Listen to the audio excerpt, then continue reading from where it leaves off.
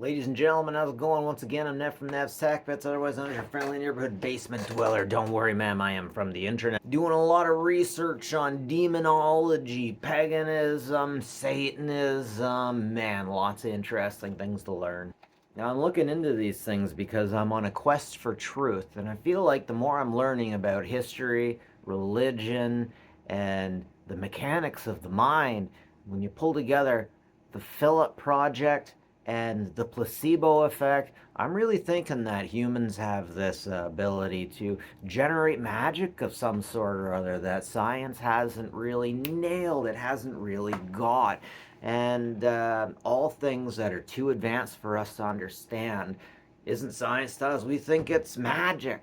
And I really think that we're going to figure out that magic is legitimately just science. So I'm pulling into these chaotic things. I'm trying to figure stuff out, but I'm finding out some interesting things. That a lot of religions have the same few things, the same few rules, the same few things that they go over and over again. So one of the big things is to appreciate what you got, no matter how little you have, appreciate what you got, and to honor your mom and your dad. But then again, that's kind of assuming that they're good people.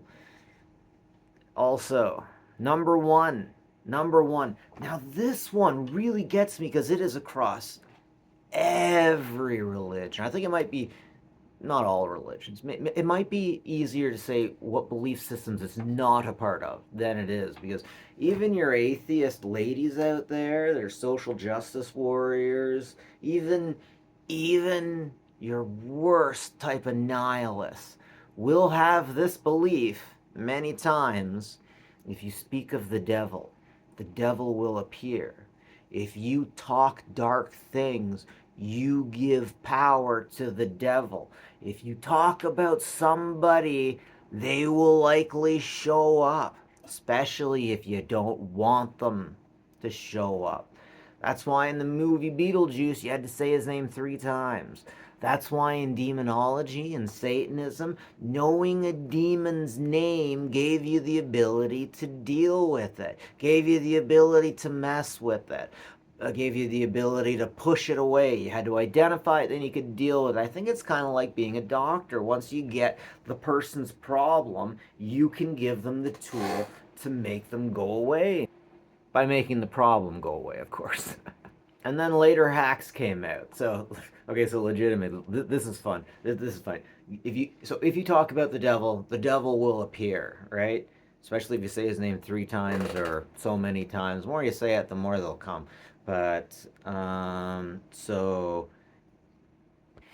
now, just on a side note, it really seems like how you deal with these demons on this point defines who you are. I mean, if you're pagan, you have your own ways, you have your tools, you have your whatever. If you're Christian, you're supposed to talk to God directly and be like, God, Jesus, please come here and deal with this demon. But the really interesting thing is when Jesus came around, he was an exorcist. And there were many people who were exorcists. That's what they got paid to do. You get your doctors, you get your nurses, you get your exorcists. Jesus was an exorcist. And it almost seems like the Bible tried to take all the power and be like, only God can do this. Only God could do this. There was a bit called the Apocrypha where an angel named Raphael told Tobit's son that remove the liver of a fish and keep it. And then they went over to his cousin's place, the boy's cousin's place, where he burned where he burned this liver to make the spirit go away. He made the spirit go away by burning these things, and then he could sleep with his cousin. I love old folklore and story, but that is in the Bible. It's in the Apocrypha, all devised on whose Bible you get. That is actually in there. That's actually in there. Also, if you can figure out their fancy picture, it really scares these guys. But then again, the person that writes these books and gives the information, I'm pretty sure if Satan is real, if Loki, if these are all attached to the same creature, it was probably him that wrote it. I bet he edited a few things and made his wang seem a little bit bigger than it actually was. I mean, I would. Oh, it's huge. It's like a baby's arm holding a Spider-Man mask. Ladies love a cheap man in a mask. Anyways, have a good one, ladies.